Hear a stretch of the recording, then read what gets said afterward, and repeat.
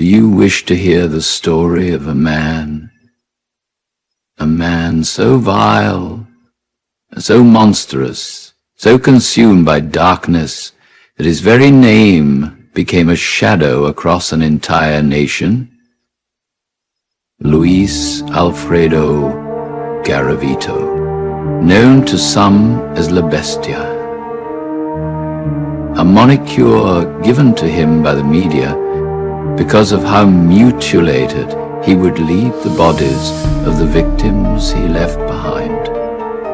The story I'm about to tell you is true, unfortunately. They say he killed over 200 children, perhaps even 300. But the truth, believe it or not, is darker than any number, darker than any law could measure. Sit closely, for the shadows you are about to glimpse will stain your thoughts forever. Luis Garavito came into the world in the year 1957, a child neglected, a boy whose father was known to be a cruel womanizer, consumed by his own fury. His home was no cradle, it was a crucible. Words as sharp as blades, fights as frequent as sunsets, and the cruel lash of his father's hands, all shaping the boy into something unstable. He learned early that the world was hostile, that he alone could never trust anyone other than himself. And yet, the first wound that truly carved him into the shape of a monster came not from his father, but from a man he trusted, a neighbor, a devoutly religious man. They say this man with a bite, with fire, with blade, did unspeakable things to young Garavito. Some say he exaggerated, and to others, it was the beginning of a curse. The boy reacted as many broken children do. He lashed out. He experimented with cruelty. He killed 2 birds, dissected them, and it was then that his fascination with suffering truly began to take shape. By the 1970s, he was a boy drifting through society, rejected by women, feared by men, evicted from home, scorned, enraged.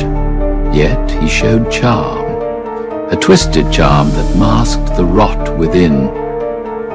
He nurtured children, he loved women, yet behind closed doors, when drink loosened his tongue and his hands, the darkness was becoming far beyond evil. He developed a sort of preference, if you will, a singular fixation on pubescent boys. And it was during these years, in the solitude of his mind, that he began to plan, to fantasize, to rehearse horrors beyond imagination. He carried blades, candles, lighters, instruments of ritual, instruments of terror. He wrote names in notebooks, whispered prayers for them, and yet he bound them, violated them, tortured them. The juxtaposition, it is exquisite in its horror. He believed himself chosen by forces beyond comprehension, a servant to powers he barely understood. Astrology, tarot, Satanism, all became tools in his symphony of death. October 4th, 1992, the day the shadows fully claimed him. A boy named Juan Carlos, 13 years of innocence, lured by the gentle words of a man they called Goofy. Garavito bought a knife, bought a rope, and led the child to a secluded lot. The moonlight, he said, had awakened something inside him, a strange force. And then the first murder. Teeth knocked out, throat cut, genitals severed, he blacked out, woke in the morning, and wept.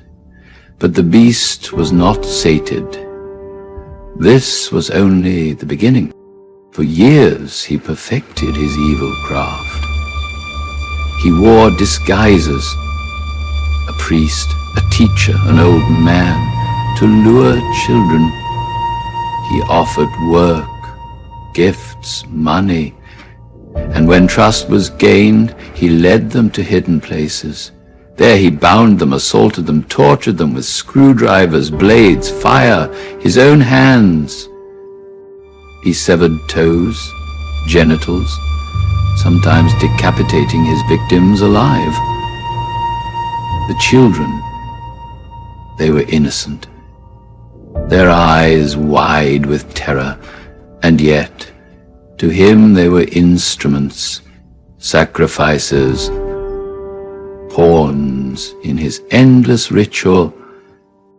He drank brandy to steady his hand. He prayed over their names. He read the Bible. Yet, he also studied Hitler, the Holocaust, contemplating mass death, connecting it to his own past, his own pain. And still, he was meticulous. No evidence left behind that could truly betray him, until the arrogance of the beast became his undoing. April 22nd, 1999.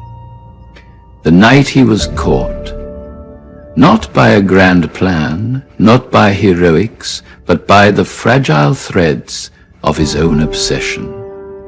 He tried to lure John Ivan Saubergal, 12 years old, into his secluded hill to have his way with the boy, to feed his sinister urge as he had done so many times before. But this time, this would not go according to his fiendish plan. A homeless teen saw the struggle and was brave enough to intervene. He began shouting at Garavito and even started throwing rocks and bottles at him.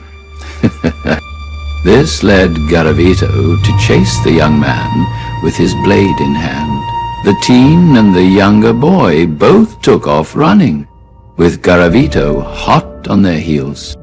At one point the boys ran to a house and was let inside by a young girl who helped them. And even when confronted by Garavito, who demanding to know where the boys ran, the young girl, who herself was a mere 12 years old, pointed him into the woods, to which Garavito ran into and became lost in pursuit of the boys, who were clever enough to outsmart him. The police arrived shortly, and when they went into the woods to search for Garavito, and for once, the beast was cornered. DNA, unique glasses, brandy bottles, all connected him to his decades of crime. When interrogated, he wept. He confessed. Not just to one, not just to 10, but to over 140 children. His sentence?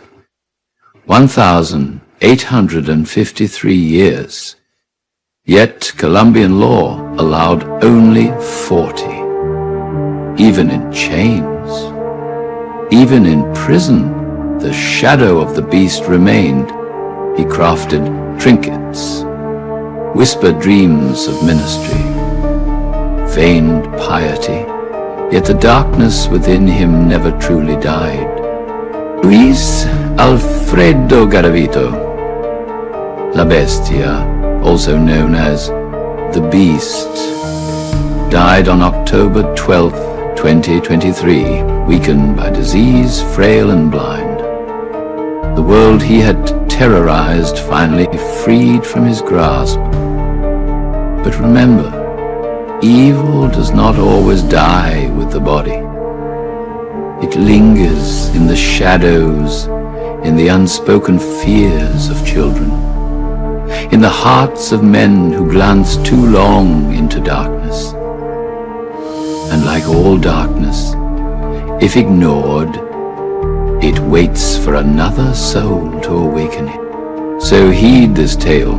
There are monsters in this world we exist in, and some wear the face of man, and some, like Garavito, leave a scar upon the very fabric of human innocence. And one day you may realize the seeds of darkness grow quietly, and they grow without mercy. And remember this, young one, some monsters are very real, and their shadows fall far beyond evil. If you found this true story fascinating, please share your thoughts in the comments below and give this video a like, and I will continue to bring you even more.